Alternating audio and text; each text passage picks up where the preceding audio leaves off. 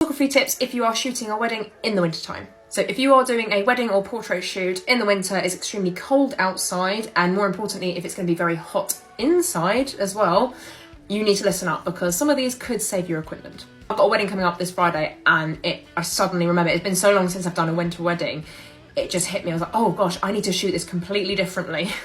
And a lot of people don't realise you need to do that, so listen up. So first of all, now this counts for all types of photography. Obviously wedding photographers, I would hope, have 2 camera bodies already, but you will need this even if you're doing portrait shoots, and here's why. When you go from a very hot environment to a very cold environment, or vice versa, usually from cold to hot, your camera will steam up. Not only the lens, but the sensor will as well.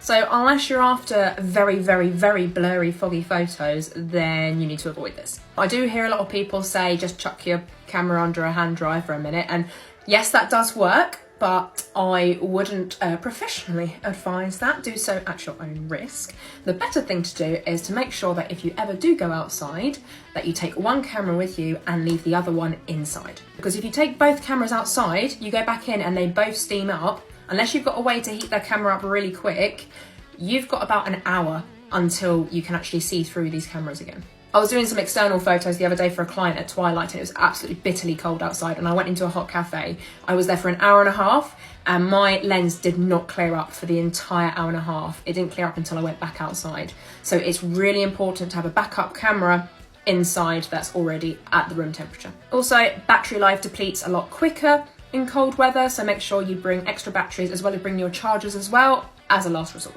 This goes for flashes as well, very important. Obviously most flashes only come with 1 battery, so make sure if you don't have spares to keep your charger on you at all times, just in case you can charge it in any downtime. If you're going to be using the flash all day, I would suggest choosing a time, maybe if you're eating dinner or anything like that, pop the flash just on charge just to be safe.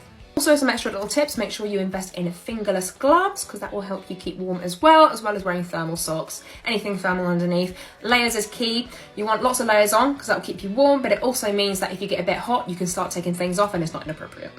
Also, this goes without saying, but client comfort is key, so make sure your clients are comfortable at all times and don't ask them to stay outside longer than they'd like to. Do you have any photography advice for people photographing in winter? Do let me know.